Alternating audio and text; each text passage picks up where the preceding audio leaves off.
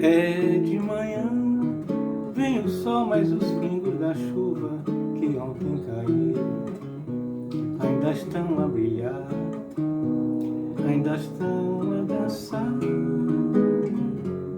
ao vento alegre que me traz essa canção.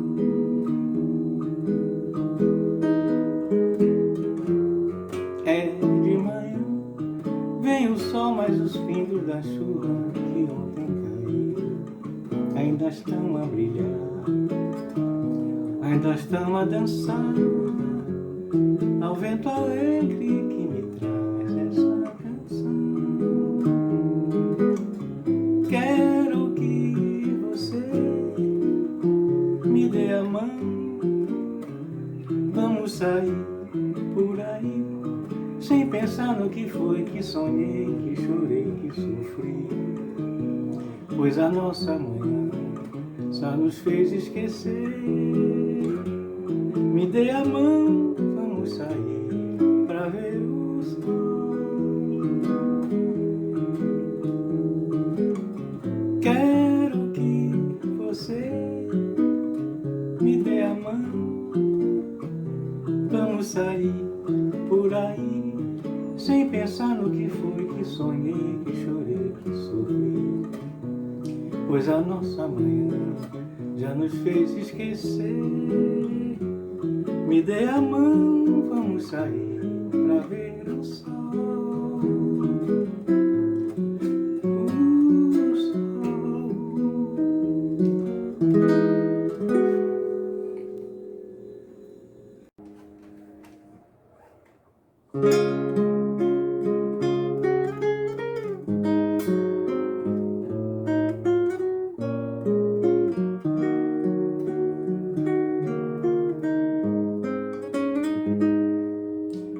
Olho para o céu, tantas estrelas dizendo da imensidão do universo em nós. A força desse amor nos invadiu, com ela veio a paz, toda a beleza de sentir que para sempre uma estrela vai dizer: simplesmente amo você, meu amor, vou lhe dizer. Quero você com a alegria de um pássaro em busca de outro verão, na noite do sertão. Meu coração só quer bater por ti, e eu me coloco em tuas mãos para sentir todo o carinho que sonhei. Nós somos rainha e rei.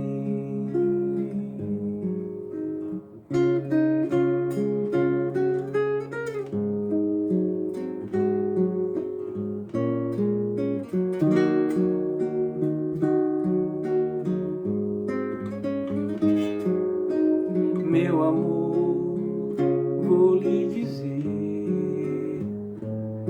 quero você com a alegria de um pássaro em busca de outro verão, na noite do sertão. Meu coração só quer bater por ti, e eu me coloco em tuas mãos para sentir todo o carinho que sonhei. Nós somos rainha e rei. A força desse amor nos invadiu, então veio a certeza de amar você.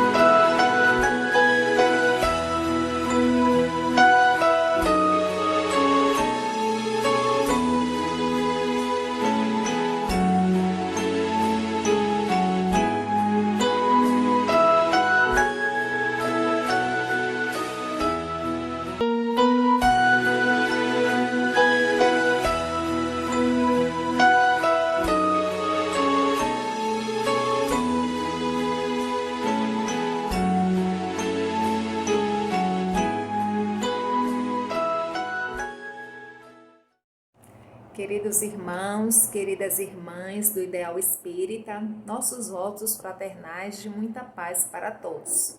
Inicialmente, nós iremos ler uma mensagem do livro Mestre de Amor, psicografado por Divaldo Pereira Franco e ditado pelo Espírito Joana de Ângeles. Em seguida, nós iremos fazer a nossa prece e daremos continuidade com a preleção doutrinária. E a mensagem escolhida foi a de número 59, intitulada Jesus Contigo. É a penúltima mensagem. Então, a nobre mentora nos convida. Dedica uma das 7 noites da semana ao culto do Evangelho no lar, a fim de que Jesus possa pernoitar em tua casa. Prepara a mesa, coloca água pura, abre o Evangelho, distende a mensagem de fé, enlaça a família e ora. Jesus virá em visita.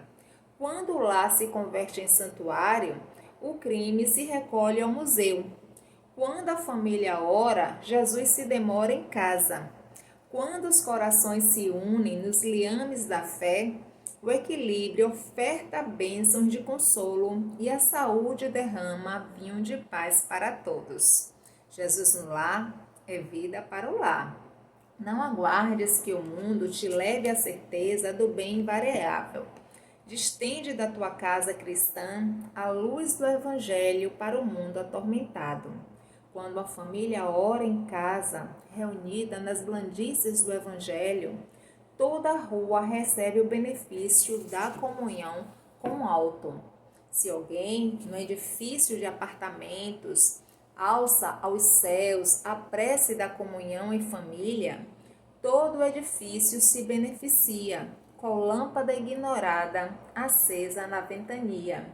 Não te afastes da linha direcional do Evangelho entre os teus familiares. Continua orando fiel, estudando com os teus filhos e com aqueles a quem amas as diretrizes do Mestre. E, quanto possível, debate os problemas que te afligem, à luz clara da mensagem da Boa Nova, e examina as dificuldades que te perturbam ante a inspiração consoladora do Cristo. Não demandes a rua nesta hora, senão para inevitáveis deveres que não possa adiar.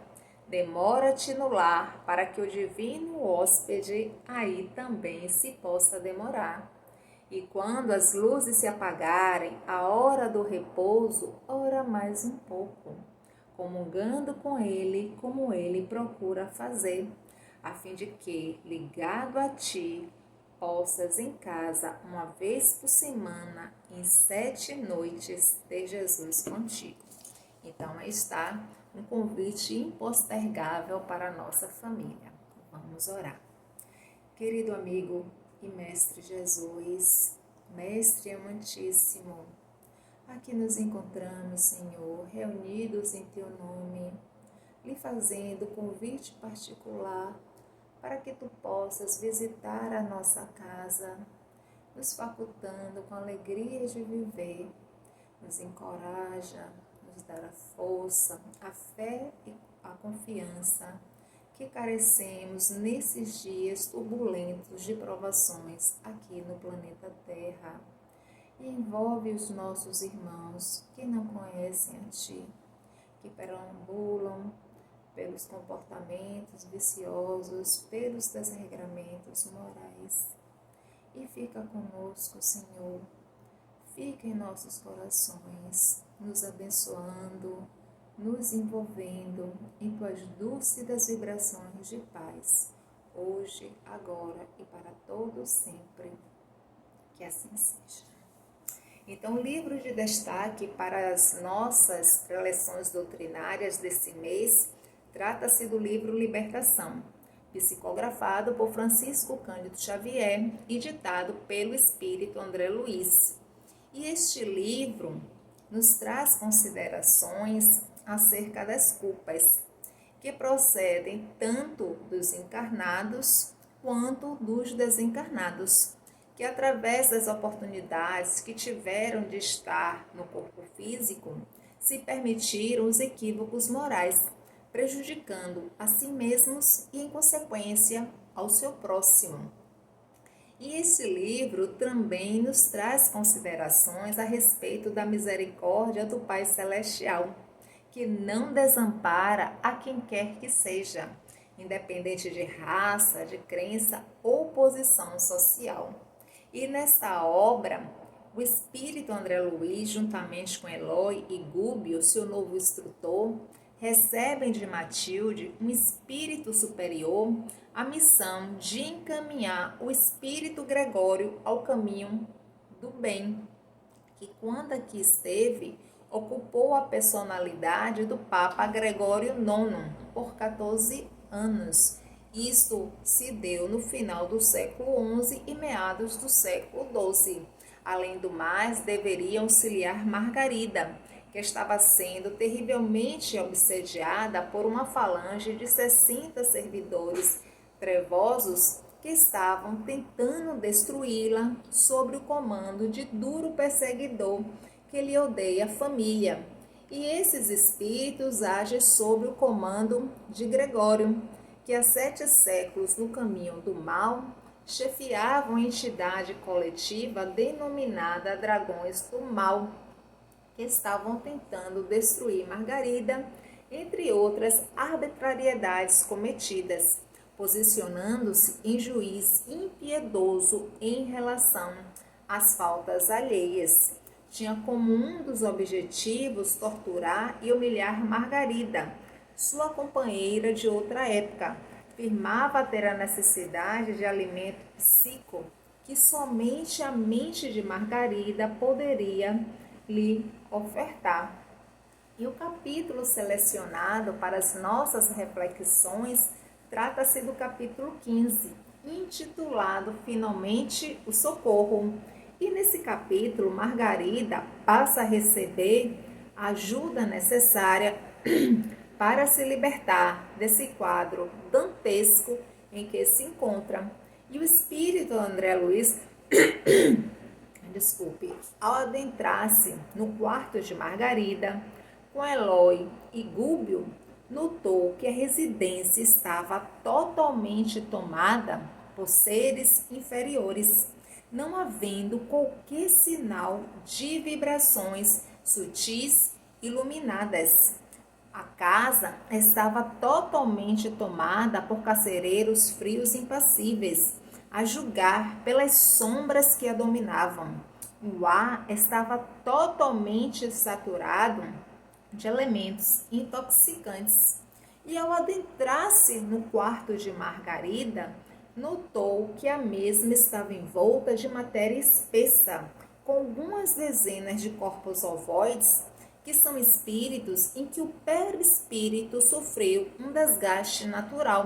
São seres obscuros, de vários tamanhos e de cor acinzentada, que se assemelham a grandes sementes vivas que estavam atadas ao cérebro de Margarida através de fios sutilíssimos ligados à medula espinhal. E esses ovoides tinham sido levados pelos hipnotizadores que dominavam o quadro obsessivo.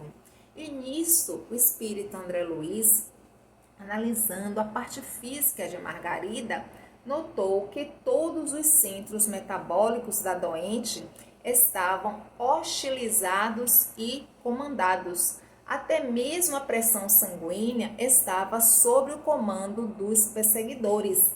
A região torácica apresentava inúmeras feridas na pele e, examinando-a com mais cuidado, percebeu que a enferma inalava substâncias escuras que não somente lhe pesavam nos pulmões, mas que se refletiam nas células e nas fibras conjuntivas, formando ulcerações na pele. A vampirização era incessante. As energias usuais do corpo pareciam transportadas num movimento indefinível de sucção. O projeto dos perseguidores desencarnados era extremamente meticuloso e cruel. Margarida estava absolutamente presa pelo perispírito, pelos truculentos perturbadores que assediavam apropriando-se das suas forças, obsediando-a em processo intensivo, sendo que a obsessão sempre fez parte da história da humanidade. Só que à época de Jesus, o termo que as pessoas utilizavam era possessão, para denominar os fenômenos de cunhos obsessivos tidos como endemoniados.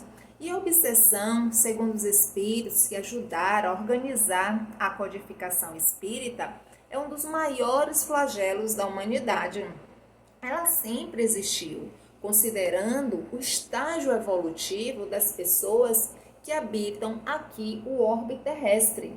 Podemos dizer que é o domínio que alguns espíritos inferiores conseguem ter sobre certas pessoas, procurando dominar-lhes os pensamentos e, consequentemente, os seus atos. Os bons espíritos compadecidos sempre combatem a influência dos maus e nos inspiram bons pensamentos. Mas quando nós não damos atenção devida, eles terminam por se retirarem. Mas é importante lembrarmos que só há obsessão porque há débitos de quem a sofre.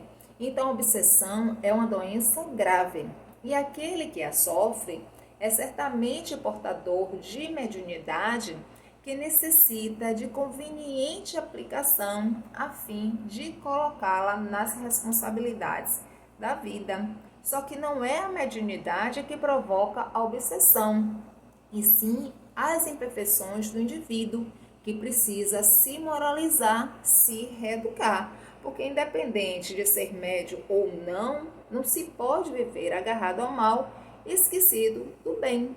Allan Kardec, no capítulo 23 das obsessões, no livro dos médios, nos traz os variados graus de obsessão, nos mostrando que a mais corriqueira das obsessões é a simples, que é um tipo de parasitose comum em quase todas as pessoas.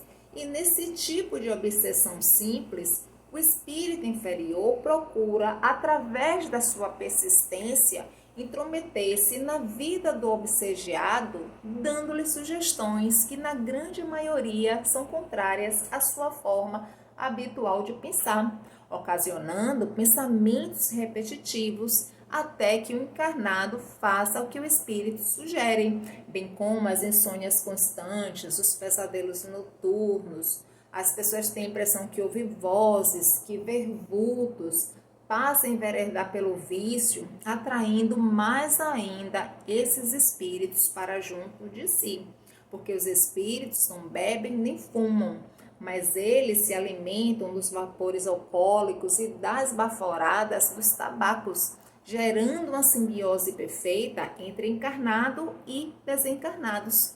Surgem também as ideias de suicídio. O indivíduo se torna agressivo, passa a mentir com frequência, passa a apresentar insegurança pessoal, bem como os tormentos sexuais no momento do sono e na vida cotidiana. Porque quando o indivíduo aqui encarnado leva uma vida desregrada, ao desencarnar, ele leva consigo seus vícios, suas paixões, todas as suas necessidades. E como não tem meio de desfrutar dos ditos prazeres da vida corporal, buscam aqueles que estão na mesma faixa de sintonia, induzindo-os ainda mais à prática desses vícios, sejam eles quais forem. Também surgem as enfermidades sem causas definidas. Então, muitas vezes o indivíduo vai para o médico, faz todos os exames e nada detecta, porque as obsessões, elas também desestruturam a nossa parte fisiológica. Já o outro grau de obsessão é a fascinação, que é o processo de obsessão mais grave, porque quando o indivíduo está obsediado, ele não acredita que esteja sob a influência dos espíritos. Acredita sim que todas as demais pessoas é que estão obsediadas. E o equívoco que provoca a fascinação é o orgulho, que é uma doença moral que a criatura humana menos admite ser portadora e que grandes sofrimentos lhe acarreta.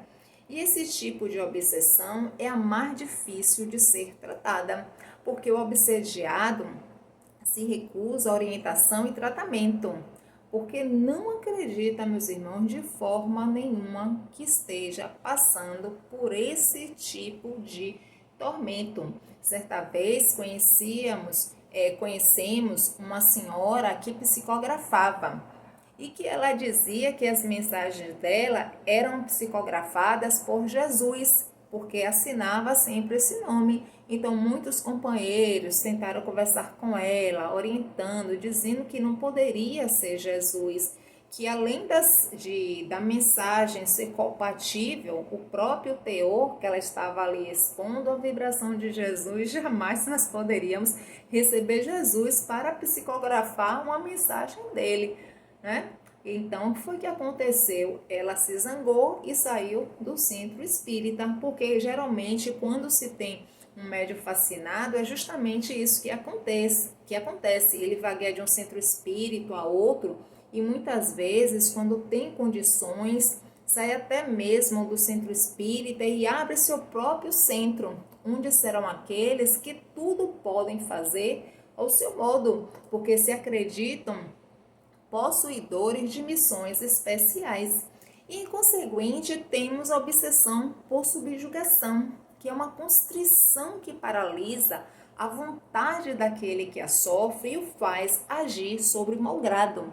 O indivíduo fica sobre um verdadeiro jugo, sendo que esta pode iniciar-se primeiramente no plano moral, na qual a pessoa subjugada é constrangida a tomar resoluções muitas vezes absurdas e comprometedoras, e que por uma espécie de ilusão a julga sensata. E esse tipo de obsessão diferencia-se da fascinação, porque o indivíduo sabe que está obsediado e na fascinação ele nega que esteja. Já no sentido corporal, o espírito atua sobre os órgãos materiais e provoca movimentos involuntários.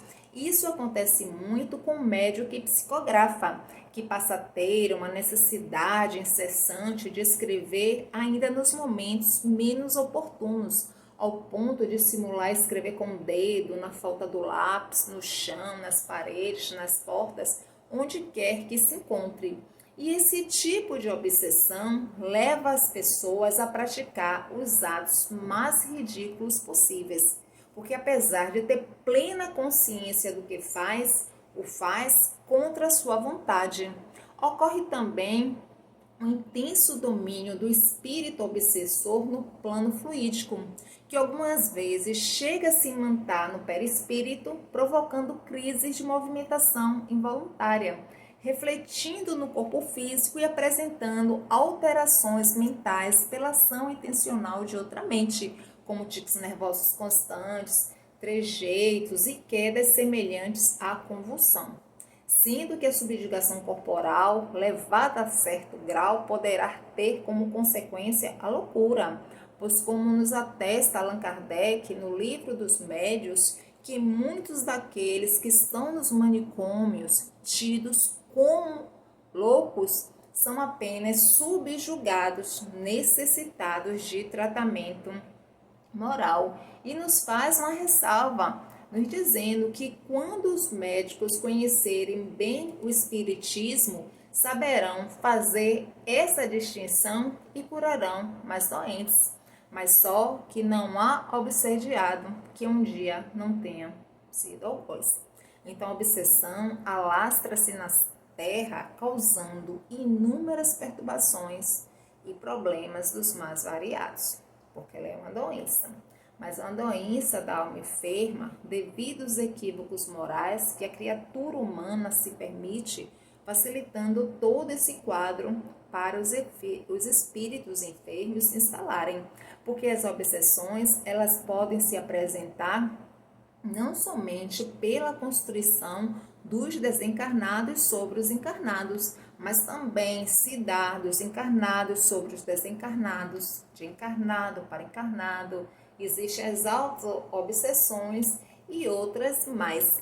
E Allan Kardec, através do senso de pesquisa que era portador e querendo adentrar-se mais profundamente querendo saber como é que esse processo iniciava-se, foi que indagou aos nobres mentores espirituais da humanidade no Livro dos Espíritos, na questão 459, se os espíritos influem em nossos pensamentos e em nossos atos. E a resposta não poderia ter sido outra. E os espíritos responderam que influenciam muito mais do que imaginamos, que influenciam a tal ponto que de ordinário são eles que nos dirigem. Só que ninguém bate a nossa casa mental, ao nosso campo vibratório, sem convite. É necessário abrirmos as comportas da nossa alma. Então, a nossa mente é um departamento bastante delicado. Então, se os nossos pensamentos forem sadios, manteremos a nossa organização fisiológica em bom estado, expulsando as doenças, as companhias espirituais e gerando sucessivas ondas de bem-estar que são responsáveis pela nossa saúde. Mas quando eles são carregados de medo, de inveja, de vibrações deletérias, irá interferir de forma perturbadora. E com isso, o nosso sistema emocional e imunológico, recebendo essas ondas perniciosas, irá enfraquecer e permitir a invasão e a proliferação de vidas microscópicas destrutiva, mas tudo isso gerado pelo pensamento equivocado que irá facilitar a ação desses agentes degeneradores. Mas lógico que exceções existem quando se tratam de expiações fugitivas em que a capacidade de pensar e de agir encontra-se descompensada pelo impositivo da reencarnação. O mundo é constituído de energias e é o pensamento que comanda e direciona tudo. E tudo quanto nós cultivamos através do pensamento termina por se exteriorizar mais cedo ou mais tarde através do comportamento. Porque a interferência dos espíritos, sejam eles bons ou inferiores, aliam-se sempre aos nossos raios mentais, mantendo a sintonia de acordo com a nossa vibração. E é por isso que as obsessões, elas decorrem da afinidade mental e da moral desgovernada existente entre as pessoas atordoadas e os espíritos infelizes, porque somos nós que escolhemos as nossas companhias, sejam elas físicas ou espirituais. Porque esse processo que Margarida estava passando, vejamos que ele tinha como dirigente um espírito Saldanha, que depois de algum tempo termina por se aliar à equipe do espírito André Luiz, passando a ajudá-los. E como consequência também recebeu ajuda valorosa dos benfeitores amigos e explicou que essa trama do mal com apoio de Gregório foi devido ao enorme ódio que sentia pelo pai de Margarida, porque este, como juiz de direito, havia condenado seu filho sem provas plausíveis, apenas para se livrar da pressão popular, sem responsabilidade alguma com a vida alheia, e com isso terminou por inocentar o verdadeiro culpado, que por sua vez possuía amizades influentes. Tendo sido preso injustamente, a esposa de Jorge, seu filho, suicidou-se. E mediante esse quadro doloroso, a mãe de Jorge, esposa de Saldanha, veio a falecer de tristeza, de depressão profunda. Havia perdido a vontade de viver. E com isso, as duas desencarnadas que encontravam-se atormentadas e desequilibradas, passaram a imantar-se a Jorge, que passou a sofrer grande influência das duas. Enlouqueceu e foi transferido para um hospital psiquiátrico. Enquanto isso, a filha de Jorge, jovem desamparada, foi trabalhar na casa do pai de Margarida, que fez uma consciência de culpa, mesmo porque Saldanha não deixava que ele se esquecesse do fato. Então a jovem foi morar naquela residência, mas só que o irmão de Margarida diariamente assediava sexualmente a moça inocente. E Saldanha traça o plano de vingança contra a família do juiz e se dá o processo obsessivo de Margarida. Mas o espírito André Luiz ainda encontrava-se nos aposentos de Margarida, quando Gabriel, seu esposo, acercou-se de Margarida, e Gúbio, que fora o pai de Margarida em reencarnações transadas, aproveitou-se desse momento para inspirar Gabriel, a fim de que ele pudesse ajudar a filha que estava passando por esse processo doloroso. Então Gabriel se aproxima-se de Margarida, toma-lhe as mãos muito enternecidamente e diz para Margarida: querida, há muito tempo te vejo sobre desânimo muito profundo, está sempre envolta com os remédios. Permite que eu procure algum amigo conhecedor de uma doutrina cristã para poder ajudá-la? E Margarida, imediatamente sentindo aquela verdade no coração e sentindo no âmago do seu ser que aquilo realmente era o que ela necessitava, disse para Gúbio que sim, que aceitava. Então então Gabriel, sob a inspiração de Gúbio, saiu apressadamente com o coração cheio de esperança para tomar as iniciativas para poder ajudar. Então, meus irmãos, no dia seguinte, Gabriel saiu acompanhado de Gúbio e de Margarida a uma reunião mediúnica, a uma reunião de socorro mediúnico, naturalmente, uma reunião de desobsessão. E nessa reunião havia 9 pessoas, mais 21 espíritos de escola que estavam ali ajudando aquele processo dantesco em que Margarida encontrava-se. Então Margarida recebeu todos os recursos que uma reunião oferece, bem como os passes. E aqueles corpos ovoides e um dos hipnotizadores que estavam no seu campo vibratório foi recolhidos pela espiritualidade. Então Margarida sentia a vivência naquele momento, sentia-se totalmente diferente, estava em lágrimas e pedia de viva voz para que o esposo pudesse agradecer aquelas pessoas, porque ela sentia grande alívio no coração, se sentia absolutamente diferente. Só que Gúbio diz o seguinte para o espírito André Luiz, que Margarida tinha recebido amparo imediato, mas ainda era necessário socorrer a casa até que ela mesma incorpore a própria individualidade em caráter definitivo os benefícios aqui recolhidos, porque a casa de Margarida estava infestada de espíritos trevosos.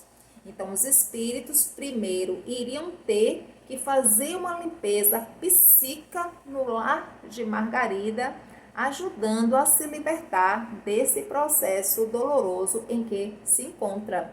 E nós que conhecemos um pouco da doutrina, nós sabemos que nós também efetuamos essa limpeza psíquica a partir do momento que nós nos permitimos fazermos o evangelho no lar. Porque quando sentamos para comungarmos com a nossa família nesse momento, não só nós recebemos o benefício. Se moramos no edifício, como diz a própria mensagem inicial, as pessoas também são contempladas. Se moramos no condomínio de casas, todas as pessoas dentro dali de um diâmetro também são contempladas. Por que isso? Porque Deus só aguarda qualquer manifestação da nossa parte para poder ajudar ao próximo. Porque em verdade, meus irmãos, nós somos seres imperfeitos ajudando outros seres imperfeitos. Então, quando nós nos permitimos o evangelho no lar, muitos benefícios são recolhidos. Mesmo quem não more com a família, more sozinho, pode fazer o Evangelho. Faz o Evangelho em vós.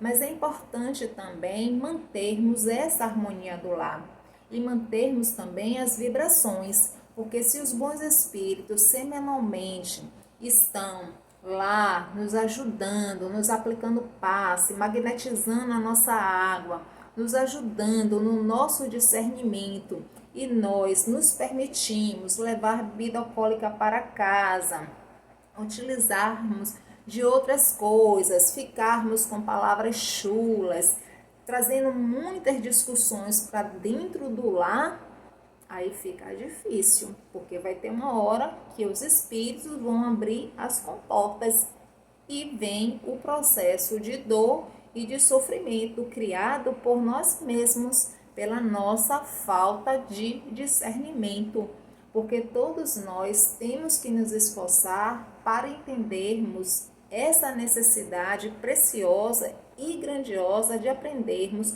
a conviver com o nosso próximo, porque nós podemos crescer e muito através do amor.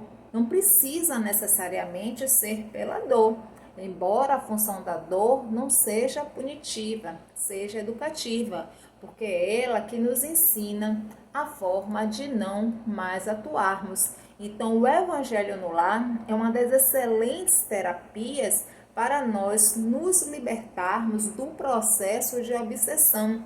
Na realidade, esse Evangelho é uma dessa obsessão, porque a espiritualidade faz uma verdadeira limpeza psíquica no nosso lar. Então é necessário também incorporarmos no nosso dia a dia, assim que acordarmos, a oração. Quando nós oramos, modificamos a nossa vibração. Então, antes de sair para o trabalho, para as nossas atividades diárias, nos permitamos fazer uma oração, depois tomarmos de uma página do Evangelho, desse livro maravilhoso que foi preparado para a nossa transformação moral e ética. Lê com um pouco de calma aquela lição que nós abrimos ao acaso, porque nós poderemos, ao longo do nosso dia, precisarmos dessa lição para podermos colocarmos em prática. À noite, da mesma forma, orarmos, lermos o Evangelho e fazermos uma reflexão e nos perguntarmos: como foi o meu dia hoje? Quais foram os meus pensamentos, as minhas palavras, as minhas atitudes? Se pegou em erro, se pergunta: por que eu me deixei levar? O que é que eu estou precisando me modificar com mais urgência que ainda não consegui perceber? Não duvidemos. Se estivermos receptivos, esse pensamento pode nos chegar.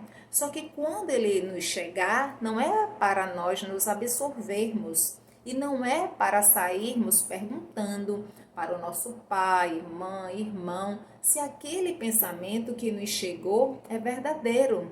É um relacionamento nosso com o alto. Então devemos, no nosso dia a dia, estar nos observando. Por exemplo, chegou um pensamento que eu sou uma pessoa egoísta e eu tenho que estar fazendo o quê? Esse trabalho mútuo para comigo, está observando o meu comportamento, as minhas atitudes, para ver se realmente eu não estou agindo egoisticamente e procurar, aos poucos, estar me modificando, porque nenhuma mudança ocorre da noite para o dia, nenhuma mudança. Então vamos evoluir sem sofreguidão, mas fazendo a parte que nos cabe nesse mundo, que é cuidar do que nós pensamos, porque como eu falei anteriormente, quando nós temos um pensamento saudável, é ele que vai nos impulsionar ao progresso moral e espiritual. Então é necessário nos prepararmos para dormir, porque nos encharcamos o dia todo de conversações, às vezes de filme e tantas outras coisas, e muitas vezes nós nos jogamos na cama. Então, o que é que acontece? Não temos uma noite tão boa quanto gostaríamos. Agora, o momento não é oportuno. que estamos em regime de pandemia. Estamos praticamente enclausurados em casa para evitarmos contaminação. Mas assim que os centros espíritas voltarem, que procuremos participarmos das reuniões doutrinárias pelo menos uma vez na semana, nos oportunizarmos a tomarmos o passe, porque quando nós nos permitimos estar naquela vibração maravilhosa e temos companhias espirituais, esses espíritos são conduzidos pela espiritualidade maior para a reunião mediúnica, para serem doutrinados. E a reunião mediúnica é algo maravilhoso. Nós que participamos da reunião mediúnica, é algo que a gente tem que estar muito atento àqueles testemunhos que nos chegam, aquelas comunicações, porque muitas vezes ouvimos médiuns dizer, eu vou para a reunião mediúnica porque eu vou fazer a caridade aos espíritos. De fato, a gente não deixa de dar a nossa pequena contribuição. Mas, na verdade, são esses espíritos atormentados, infelizes, que vêm nos fazer a caridade, porque ele vem nos mostrar o que poderá acontecer conosco se não mudarmos de conduta. Nos oportunizarmos também o estudo, participarmos de seminário, workshops, na medida do possível, porque todos nós temos necessidade de orientação. E também fazermos os nossos estudos individuais. Muitas pessoas dizem, mas eu não gosto de estudar sozinho, porque eu não entendo muita coisa. Não tem problema. Sabe por quê? Porque as coisas de Deus são grandiosas. Quando a gente abre um livro, cada livro tem um perfume. Porque aquelas palavras salutares que estão ali vêm da espiritualidade. Deus permitiu que as comportas do céu se abrissem para que nós pudéssemos receber esses ensinamentos valorosos. Mesmo que a gente não entenda muito profundamente aquelas palavras que muitas vezes são rebuscadas, ali naquele momento que nós estamos lendo, estamos em verdade fazendo uma higienização na nossa mente. Estamos alimentando o nosso espírito. E isso está nos oportunizando também ter pensamentos saudáveis. E quando estamos lendo sozinhos, em verdade não estamos a sós. O nosso anjo guardião sempre está ali junto conosco, nos orientando, aproveitando aquele momento que estamos mais calmos, mais tranquilos, até para poder nos inspirar. Quantas vezes a gente diz assim, eu tinha um problemão para resolver, não sabia, e de repente me veio aquele site e consegui achar a solução. Mas foi o nosso anjo guardião que nos inspirou, porque é justamente isso que ele busca na gente, harmonia, tranquilidade, e isso é adquirido através da oração, através do estudo, porque, meus irmãos, muitas pessoas não se permitem o estudo de jeito nenhum. Tem uma preguiça mental dolorosa e nós precisamos estudar, porque é o estudo que nos retira da ignorância e nos ajuda a nos transformarmos em pessoas melhores, nos ajuda na nossa capacitação de discernir. Temos hábitos e vícios milenares e é por isso que muitas vezes nós reencarnamos no processo do sofrimento, por causa da nossa rebeldia espiritual, e só poderemos nos libertar desses comportamentos atávicos se nos permitirmos o estudo. Nós estamos aprendendo até o momento da nossa morte, então é necessário o estudo para que nós possamos realizar a nossa reforma íntima. É necessário a prática dos ensinamentos. Às vezes também nós vemos pessoas que se queixam, até mesmo de pessoas que dizem que têm conhecimento, mas que têm comportamentos equivocados. Isso é natural, porque a gente está no mundo de provas e de expiações. Nos diz Allan Kardec, no Livro dos Espíritos, no capítulo 1 dos Espíritos, que a maioria dos habitantes daqui da Terra pertence à terceira categoria, à terceira ordem, que é dos espíritos imperfeitos, e uma pequena minoria de espíritos bons. Então, se de fato queremos mudar a nossa ordem de espírito, é necessário trabalho, muita renúncia, muita dedicação e muito olhar observativo sobre nós mesmos, porque entre a teoria e a prática não pode haver distância de forma nenhuma. Muitas vezes o que acontece? O indivíduo vai no médico, o médico diz, olha, você tem que parar de fumar, você tem que parar de beber, tem que fazer uma dieta alimentar, tem que fazer uma atividade física, mudar os seus hábitos. Senão você vai infartar, vai ter um problema muito pior do que esse, do que você já apresenta. Então o médico dá a receita, mas muitas vezes ele não segue a receita. Então ele dá o remédio para o paciente, mas ele não toma. Por que ele não toma? Porque ele ainda, de fato, embora ele tenha aquele conhecimento, ele repasse para o outro, ele não se conscientizou. Ele não automatizou aquilo como verdade.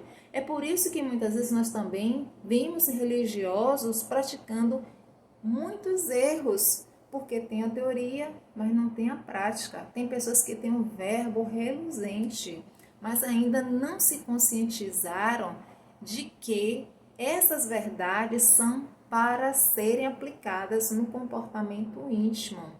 Não há evolução sem prática.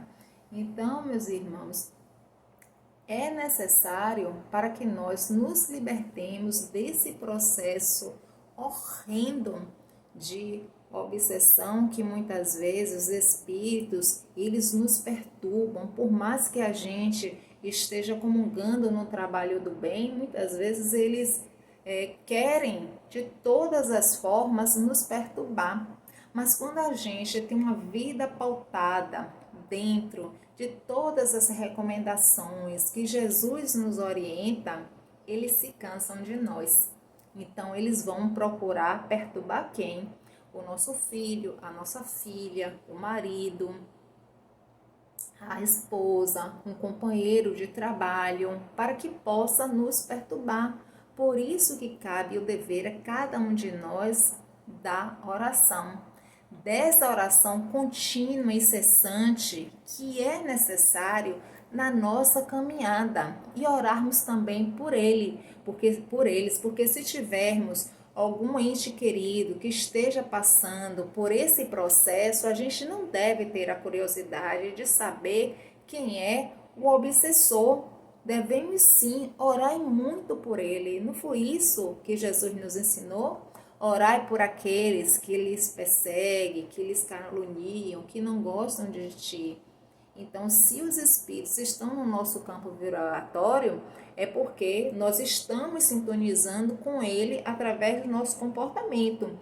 Porque a espiritualidade sempre irá nos ajudar, mas só que eles não irão fazer por nós o que nós precisamos fazer por nós mesmos. Então, se a espiritualidade recolhe aqueles espíritos do nosso campo vibratório e a gente não procura enveredar pelo processo do autoconhecer-se, do autodescobrimento, a fim de modificar o nosso comportamento, vai vir outros. São muitas as pessoas que chegam no centro espírita, são beneficiadas e quando estão bem melhores, saem do centro, não voltam mais, não dão continuidade ao seu tratamento e tempos depois aparecem e com uns processos muito piores do que os iniciais, porque como nos assevera o Mestre Jesus, quando nós estamos com a mente vazia, com a cabeça ociosa, vem mais 7 e toma conta. Nós conhecemos uma senhora que tinha uma dor terrível na perna, ela não conseguia dormir à noite. Ela já tinha ido ao médico, feito todos os exames e nada detectava. Então, os medicamentos apenas serviam de paliativo, porque novamente esse problema retornava. O médico já estava querendo encaminhá-la a um psiquiatra, porque dizia que isso só podia ser uma criação da sua mente, porque ele não encontrava nenhuma artrose na perna dessa senhora. Então, minha amiga, conversando com ela, mais profundamente, ela terminou contando que à noite ela não conseguia dormir. Ela tinha pesadelos terríveis com um homem que pegava uma corda muito grossa, colocava na sua perna e apertava. E quando ela acordava com essas dores terríveis na perna. E aí, muitas vezes, não conseguia trabalhar. Então, é necessário, meus irmãos, muita oração, amor no nosso coração, buscarmos praticarmos a caridade, procurarmos fazer o bem sem olhar a quem. Praticar a caridade é essencialmente no pensar, no falar, no agir, porque como nos assevera o Evangelho, fora da caridade não há salvação. Estamos passando por esse grave momento de pandemia. Vamos orar por todos, orarmos também por aqueles que aqui ficam, não só por aqueles que partem, porque a dor das pessoas que aqui ficam, seus entes queridos, é tamanha. É uma das maiores dores para o ser humano, é a morte. A gente não consegue ter uma aceitação muito grande em relação a isso. Só que os espíritos nos dizem que o que morre é o nosso corpo. Ele vai para debaixo da terra, revitalizar outras regiões, mas o nosso espírito permanece vivo. Então a doutrina espírita nos favorece com a esperança, nos mostrando que futuramente poderemos encontrar novamente com os nossos entes queridos. Saudade é natural, nós iremos sentir sempre, então vamos orar por eles, mas lembrando deles nos seus melhores momentos. Façamos doações em nome deles, pratiquemos a caridade incessantemente, doando, meus irmãos, aquilo que está atulhando o nosso guarda-roupa. Quantos excessos nós temos, muitas vezes estamos guardando as coisas ali, esperando emagrecer. Esse emagrecimento que a gente sempre programa para começar a dieta, dia de segunda, não chega nunca, não acontece. Então, meus queridos, agradeçamos a Deus os rumos libertadores que a doutrina espírita trouxe para cada um de nós e que possamos a cada dia seguir o Mestre Jesus, que sempre nos deu o exemplo do amor, amando e amando, sem revidarmos mal por mal. Muita paz para todos.